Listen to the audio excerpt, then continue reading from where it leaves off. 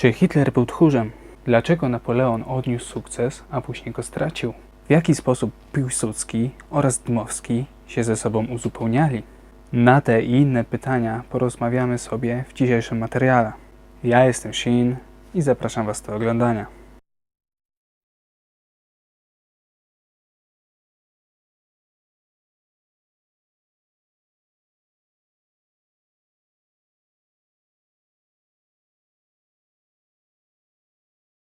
Omawiany materiał podzielę na własne 4 kryteria: wojownik, strateg, dyplomata oraz tchórz, desperat i ambicja, które łączę w jedno, ale o tym porozmawiamy później. Zacznijmy od wojowników. Na początku przedstawię Wam jednego z najbardziej znanych starożytnych dowódców, czyli Leonidasa i jego 300 Spartan. Ówczesny król Persji, czyli Xerxes, kiedy postanowił zaatakować Grecję, Leonidas postanowił nie stać założonymi rękoma i w ten oto sposób wraz ze swoją gwardią przyboczną, czyli owymi 300 Spartanami, wyruszył pod Termopilę pomimo zakazu religijnego zabraniającego brania udziału w wojnie i w ten oto sposób przez kilka dni walczył z Persami i ostatecznie poległ, ale posłał ze sobą wielu wrogów do grobu. Pozostając jeszcze przy starożytnych klimatach, można podać za przykład jeszcze wtedy generała Trajana. W 89 roku naszej ery opowiedział się za cesarzem Domicjanem i wraz ze swoimi żołnierzami walczył przeciwko legionom germańskim, odnosząc sukcesy. Kolejnym dobrym przykładem będzie generał Maczek wraz ze swoim czołgiem Cromwell. Podczas II wojny światowej, dowodząc 10. Brygadą Kawalerii, prowadził skuteczne działania w Normandii i dzięki temu został uznanym dowódcą wśród brytyjskich generałów. Na koniec zostawiłem ogół wojowników, którymi są różni dowódcy jednostek, na przykład porucznicy lub dowódcy drużyn. Podaję ten przykład, ponieważ nieraz ci dowódcy idą wraz ze swoimi żołnierzami w bój, kiedy tak naprawdę mogli się chować z tyłu, wydawać rozkazy, że mają iść przed siebie, walczyć, kiedy oni mogli się chować za nimi lub w ogóle gdzieś w bezpiecznym miejscu. Podsumowując, jak pewnie zauważyliście, wojownicy to typ dowódcy, który walczy w ramię ze swoimi żołnierzami na polu bitwy. Przejdźmy teraz do strategów. Józef Piłsudski podczas wojny bolszewickiej, pomimo niepowodzeń i problemów wewnętrznych w państwie, zdołał odeprzeć tzw. bolszewicką szarańczę poprzez nieugięte realizowanie swoich planów.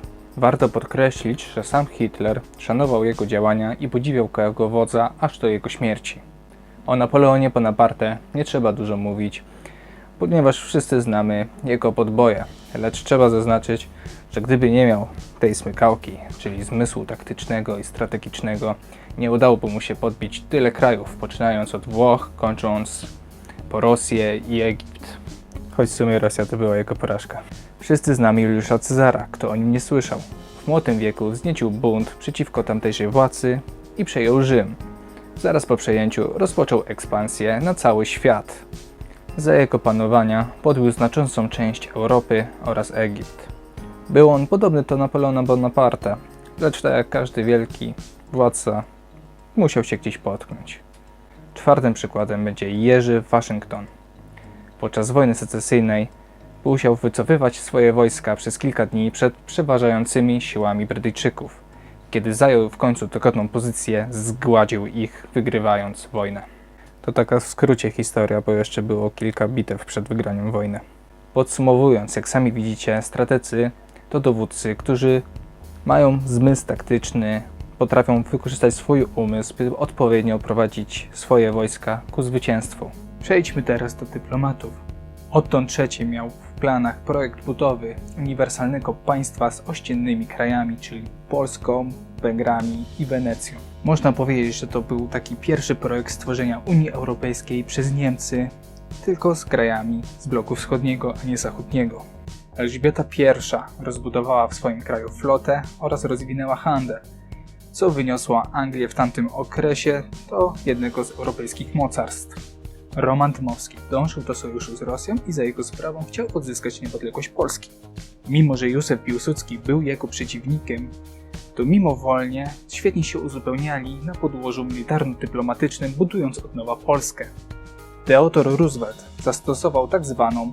politykę grubej pałki, czyli atakowanie państw z systematyczną złą wolą, które atakowały słabsze państwa. Za jego sprawą doszło do pokoju pomiędzy Rosją i Japonią. Tak więc dyplomaci to dowódcy, którzy rozbudowują swój kraj na podłożu ekonomiczno-politycznym, ale także dążą do tego, żeby inne kraje miały ze sobą dobre stosunki i także się rozwijały. Przejdźmy do ostatniej kategorii, czyli czwartej. Tak jak mówiłem na wstępie, dzieli się ona na desperata, tchórza oraz ambicje. Przeplatają się one między ze sobą, dlatego je łączę w jedno. Jako pierwszy przykład podam Kleopatrę. W wyniku buntu pozbawiona tronu stwierdziła, że zwiąże się z Juliuszem Cezarem i w taki sposób odzyskała ona władzę. Kiedy Cezar zginął, związała się ona z jednym z potencjalnych następców tronu, czyli Markiem Antoniuszem. Lecz kiedy wojska Oktawiana Augustusa wkroczyły na jej ziemię, popełniła ona samobójstwo. Jak sami możecie zauważyć, jest ona dobrym przykładem desperacji oraz tchórza. Desperacja poszukała pomocy u kogoś innego, kiedy już sama wszystko straciła, a tchórz po wyniku zagrożenia po prostu popełniła samobójstwo zamiast walczyć. Za kolejny przykład podam znów Napoleona, lecz będzie to tym razem o ambicji. I to chyba raczej będzie wiadomo, o co chodzi. Miał wielką ambicję, żeby stworzyć wielkie imperium, lecz poległ w Moskwie i właśnie ta jego ambicja poprowadziła go do zguby, bo myśląc, że ma niepokonaną armię, wkroczył na tereny Rosji w zimie, nieprzygotowany na to i poległ. Kolejnym dobrym przykładem ambicji będzie Adolf Hitler. I tak samo jak Napoleon Bonaparte, poległ on atakując Rosję, lecz do zguby to prowadziło go także to, że ślepo wierzył w swoich generałów, myśląc, że wykonują oni jego rozkazy, a tymczasem oni, myśląc, że on jest obłąkany, robili kompletnie co innego. W ostatnim, czwartym przykładzie chciałem przytoczyć tchórza i na celownik wybrałem Dariusza III, który w bitwie pod Issos przeciwko Aleksandrowi Wielkiemu, widząc, że jego armia ponosi klęskę, postanowił on uciec, pozostawiając swoją rodzinę, która była w wiosce obok. A później i tak sam Dariusz został pojmany i zabity. Mógł on chociaż umrzeć w boju i zostać zapamiętany na kartach historii jako bohater, który walczył o swoją ojczyznę, a nie jako tchórz, którym właśnie się stał. Podsumowanie raczej tutaj nie będzie potrzebne, bo jak sami widzicie, odnosił się ten temat do dowódców, którzy po prostu nie nadawali się na dowódców. A tymczasem to by było wszystko w tym odcinku. Dziękuję za jego obejrzenie. Jeżeli masz jakąś swoją opinię, wyraź ją w komentarzu, chętnie poczytam. A jeżeli chcesz więcej tego typu materiałów, to zachęcam do subskrybowania mojego kanału. Dzięki, cześć!